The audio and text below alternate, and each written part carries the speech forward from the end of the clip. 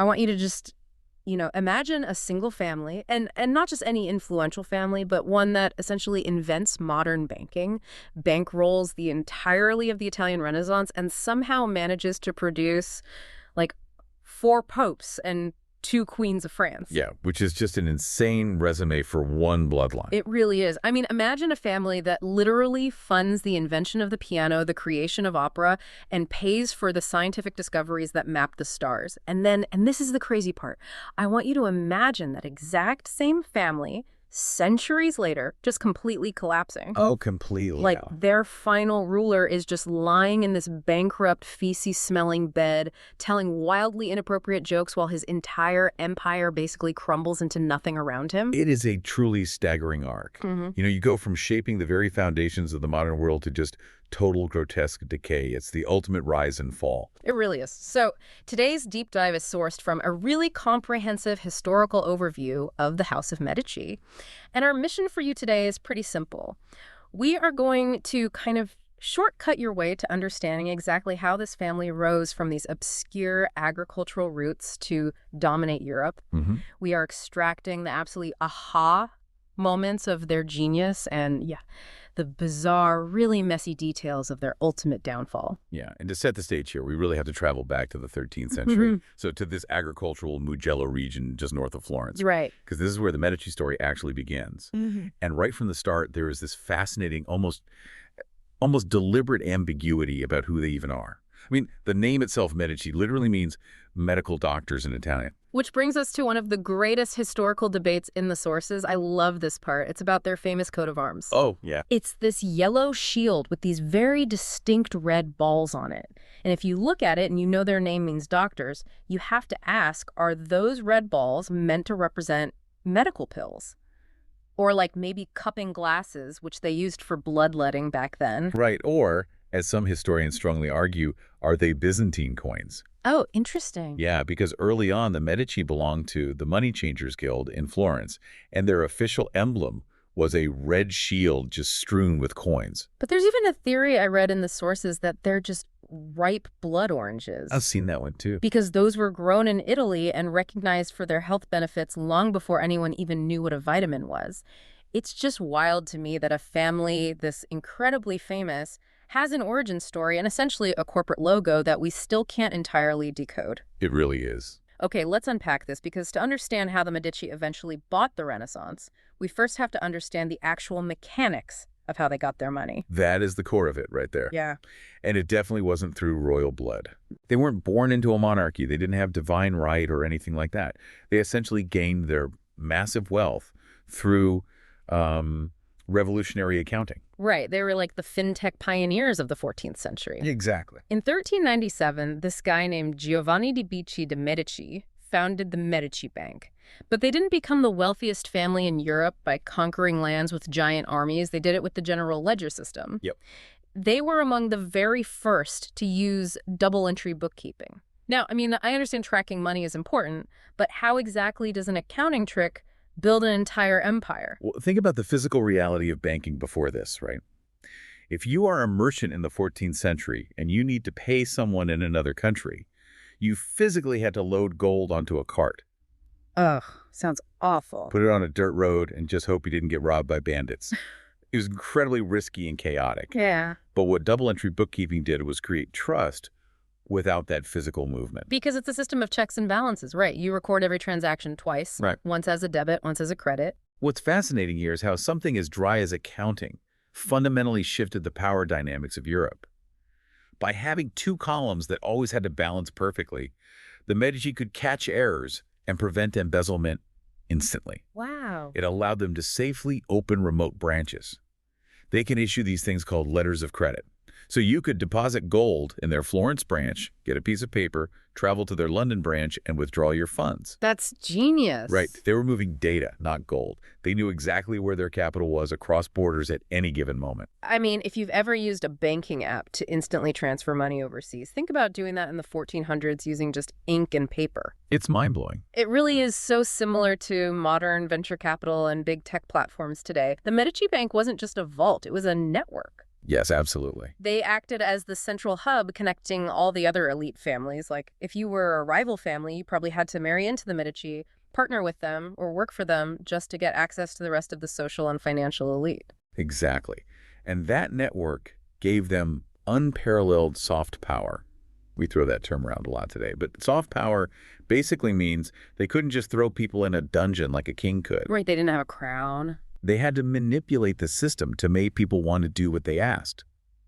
You have to remember, the Medici officially remained regular citizens of the Republic of Florence until well into the 16th century. But they were totally manipulating the laws behind the scenes. The sources mention Giovanni backed a proportional tax system in Florence. Now, playing devil's advocate here, was he just a man of the people trying to do the right thing, or was this like a calculated weapon? Oh, it was a highly calculated weapon, for sure. Yeah. Historically, the rich aristocratic families of Florence were, frankly, excellent at dodging taxes. Shocker. Yeah, placing the financial burden heavily on the poor and middle class. Giovanni championed a system that taxed citizens proportionally based on their actual wealth. So he essentially weaponized tax law against his own rivals. Precisely. It drained the wealth of the old money aristocrats while simultaneously making the Medici wildly popular with the common citizens. The people loved them because they perceived the Medici as their protectors. Right. But having a monopoly on finance and being popular only gets you so far. Ledger money isn't physical power. To truly control Florence, they needed to control what the people actually did all day. They needed a monopoly on industry. Exactly. And in Florence, industry meant textiles. Which brings us to a rock you've probably never thought about, but which fundamentally funded the Renaissance. Alum. Yes. This was one of the absolute most surprising facts in the source material for me. A massive chunk of the Medici's 15th century wealth came from alum. Yeah, it's a chemical mordant. Right. And let me explain why this matters to you listening. If you dye a piece of wool, a beautiful, expensive, rich red, and you don't use alum to bind the color to the fabric, that beautiful dye washes right out the very first time it rains. And Florence's entire economy was driven by the wool guild. I mean, they produced the finest textiles in Europe. For a long time, the Ottoman Turks controlled the only known major supplies of alum, meaning Christian Europe was totally dependent on them. Right. But then vast deposits of alum were discovered in a town called Tolfa, which was right inside the Papal States. So Pope Pius II steps in and grants the Medici family an exclusive monopoly on mining that alum. Think about the tech analogy again. If the Medici Bank was the social network, this alum monopoly was like Amazon Web Services. Oh, that's a great comparison. It was the underlying infrastructure everyone else was forced to rent. If rival cities couldn't get alum, their textile industries literally washed away. The Medici could dictate foreign policy through chemical supply chains. It gave them absolute economic leverage. I mean, they controlled the banks, and now they controlled the literal fabric of the economy. But I was reading the source material on this, and I have to push back here. Wait, so they control the banks, and they control the textiles. Surely the old money families of Florence, the established aristocrats we talked about, who are already furious about the taxes, aren't just going to sit back and let these new money middle-class bankers completely take over their city. You're absolutely right. They didn't sit back at all. Extreme wealth breeds extreme violent jealousy. The old aristocracy felt they were being choked out of their own republic. Yeah. And that brings us to the gruesome reality of 15th century pushback. The Pazzi conspiracy of 1478. This part sounds like something out of a mafia movie, but it actually happened in a cathedral during a holy mass. It did. The Pazzi and the Salviati were rival banking families.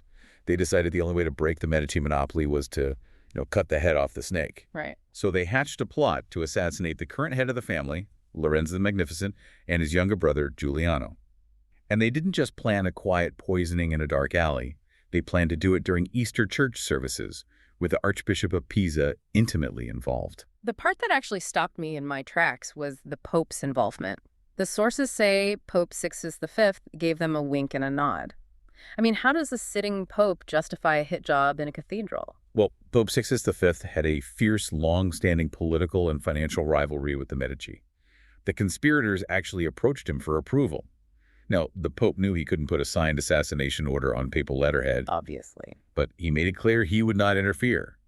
More importantly, he promised them dispensation, meaning he agreed in advance to forgive any sins or crimes they might happen to commit in the service of the church. It was basically a blank check for murder. Which is utterly terrifying. Yeah. So imagine this. It's Easter Sunday, 1478. The signal for the assassins to strike wasn't like a dropped handkerchief, it was the elevation of the host. The holiest moment. The holiest moment of the Catholic Mass, when everyone's heads are bowed. They draw their daggers. Giuliano is stabbed nearly 20 times and just bleeds to death right there on the cathedral floor. Oh, it's brutal. But Lorenzo survives. He's badly injured, bleeding from the neck, but he fights his way into the sacristy and barricades the heavy bronze doors. Wow. Because the assassination attempt fails to wipe out both leaders, the Medici PR machine and their loyal citizens mobilize. The blowback is swift and brutal. The conspirators are caught by the public and hanged from the upper windows of the government palace. It's just a shocking level of violence for a family of accountants. But it perfectly illustrates the brutal reality of Renaissance politics. The Medici learned a very harsh, defining lesson that day. Your ledger books and your wealth cannot protect you if the people with divine authority, like the Pope, are willing to look the other way while you are murdered. So, surviving an Easter Mass assassination by rivals aligned with the Vatican taught them a clear lesson. If the church is your enemy, you can't just fight the church. You need to become the church. Exactly. This is the massive pivot.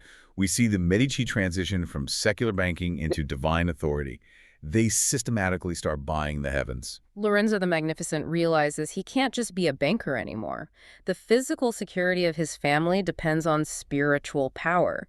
So he grooms his son, Giovanni, for the priesthood from a very early age. Right. He leverages all that vast wealth to push him up the ranks. And it pays off. Giovanni becomes Pope Leo X. And shortly after, Lorenzo's adopted nephew, Giulio, becomes Pope Clement VII. If we connect this to the bigger picture, the Medici essentially captured the ultimate regulatory body of their era. Yeah, that's exactly what it is. No one could grant dispensations to murder them if they were the ones writing the dispensation. It really is like a modern tech billionaire realizing that having all the money isn't enough, so they go out and buy up global media conglomerates and space programs. Perfect analogy. The Medici realized they needed to control the narrative, dictate the absolute laws, and secure their legacy on a permanent, untouchable level. And their primary method of controlling that narrative was unprecedented cultural patronage. As popes and as the de facto rulers of Florence, they funnel their immense wealth into art, architecture, and science. But I have to ask, wasn't that incredibly irresponsible? Like, they were brilliant bankers, spending what is essentially their depositors' money and their tax revenue on ceiling paintings and statues seems like a terrible fiscal strategy. On a pure ledger basis, yes, it was terrible. But the cultural ROI, the return on investment, was monumental PR. They weren't just buying pretty things, they were buying immortality. Oh, wow. They funded Brunelleschi to build the impossible dome of the Florence Cathedral. They patronized Donatello, Botticelli, Leonardo da Vinci, and Raphael. Pope Clement VII was the one who commissioned Michelangelo to paint the altar wall of the Sistine Chapel. And they didn't stop at art. They literally bought into the cosmos. They provided safe haven and massive funding for Galileo Galilei. When Galileo discovered the 4 largest moons of Jupiter with his new telescope, he didn't name them after Roman gods. He names them the Medicean stars after the Medici children he was tutoring. Imagine looking up at the night sky and knowing a planet's moons are named after your family.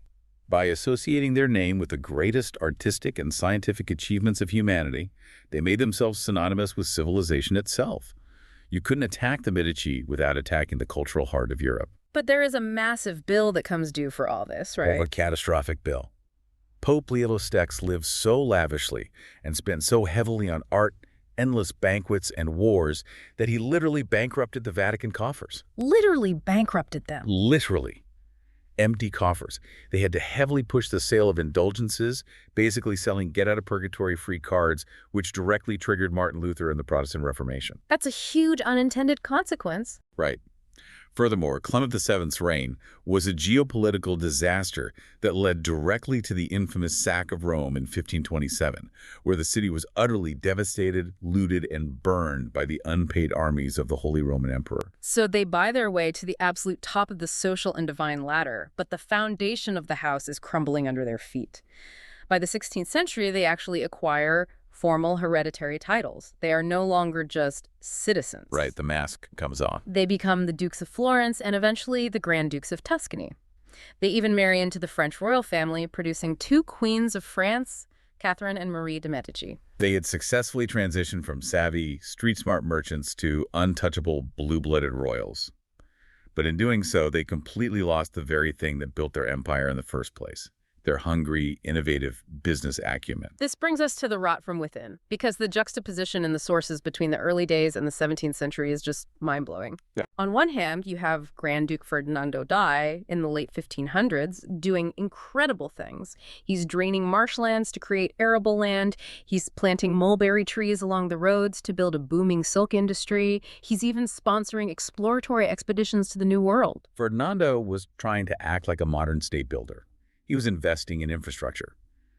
But unfortunately, he was a massive exception to the rule of later Medici leaders. Right, because if you fast forward just a few decades to the wars of Castro in the 1640s, the situation is incredibly bleak. The state treasury is completely empty. They have to drastically lower interest rates on government bonds just to survive. It's bad. The rural markets in Tuscany are so cash poor, they revert to a barter economy. I mean, how does a family that literally invented modern double-entry bookkeeping and international credit end up paying their army in barter? It's the classic fatal trap of dynastic wealth. The founders are hungry, innovative risk-takers.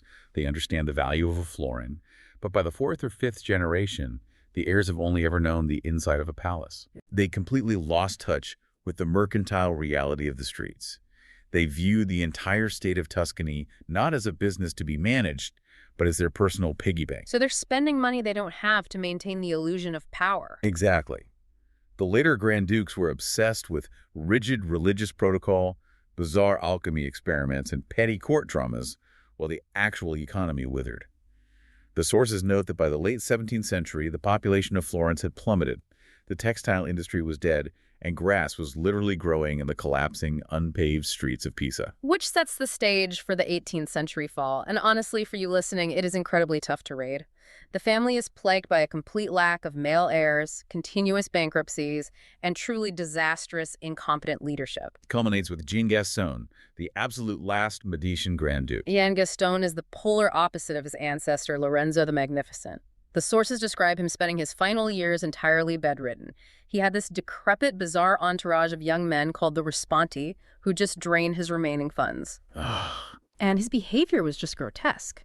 His sister-in-law would try to organize grand banquets to maintain some tiny shred of diplomatic dignity with foreign ambassadors. And Gaston would be wheeled out, vomiting into his napkin, belching loudly, and telling deeply inappropriate, crude jokes to the guests. He spent his final months in a bed that, as the sources explicitly note, frequently smelled of feces. God. He was physically, mentally, and morally decaying. It is a perfect, deeply tragic physical metaphor for the state of his empire. It's a pathetic end. The family that built the Renaissance, that funded the Sistine Chapel, dying in a filthy bed. Right. When Gaston died in 1737, the political and banking dynasty was officially dead. Gone. The great powers of Europe, Spain, France, Austria didn't even care. They were already carving up Tuscany, treating it like a piece of distressed real estate to be handed over to the foreign House of Lorraine. But the Medici managed one final brilliant move, a move to ensure that while their political power was permanently gone, they would never, ever be forgotten. And this brilliant move wasn't made by a pope or a grand duke or a banker. It was made by a woman, Anna Maria Luisa. She was Gaston's sister and the absolute last biological member of the Grand Ducal line. She watched her brother drink himself to death in filth. She watched foreign armies march into her beloved Florence. And she knew the Medici name was about to be officially erased from the map of Europe. So what does this all mean? What could one woman possibly do against the combined, heavily armed empires of Europe? Well, she couldn't fight them with swords. So she used the one weapon the Medici had always understood better than anyone else in history, a legally binding contract. In 1737, Anna Maria Luisa signed the Patto di Famiglia, the family pact. I want to talk about this because as I read the sources, I kept wondering why she did it. She willed all the personal property, all the grand estates, and crucially, all the priceless art of the House of Medici to the Tuscan state. She essentially handed it all over to the new rulers, the House of Lorraine. But she included one ironclad, unbreakable legal condition. Nothing could ever be removed from Florence. Not a single painting, not a single statue, not a single manuscript. Exactly. The new rulers couldn't pack up the Botticellis and take them to Vienna or Paris or Madrid to decorate their own palaces. The art had to stay in Florence, expressly for the benefit of the public and to attract foreigners. Now, was this out of a deep love for the citizens of Florence, Or was this the ultimate spiteful chess move? Because by doing this, she essentially trapped the new foreign rulers. Pretty much. The House of Lorraine could never truly claim Florence as their own because they were forced to live forever inside a Medici museum. It was almost certainly a bit of both. It was an act of profound civic love and a brilliant passive-aggressive trap. That single document is why Florence remains the cradle of the Renaissance today. Right. It's why millions of people still line up to see the Uffizi Gallery. She turned her entire city into an untouchable monument dedicated to her family's legacy. Even in her final years, she donated £4,000 a month to local charity and financed the completion of the Basilica of San Lorenzo, where her family was buried. She spent her last breath making sure the Medici PR machine would run long after she was gone. It is the ultimate long game. The banking empire failed entirely, the political dynasty collapsed and ruined, the biological line went extinct. But culturally, the Medici achieved true immortality. It's an incredible testament to the enduring power of art and legal foresight over raw political or military might. It has been a wild ride for you today. We've gone from obscure agricultural merchants in the Magello region inventing the mechanics of modern accounting to surviving assassins wielding daggers during the holiest moment of Easter Mass. Yeah, quite the journey. We watched them manipulate tax codes, monopolize the chemical supply chain of Europe, buy the papacy, fund Michelangelo, and literally put their name on the moves of Jupiter.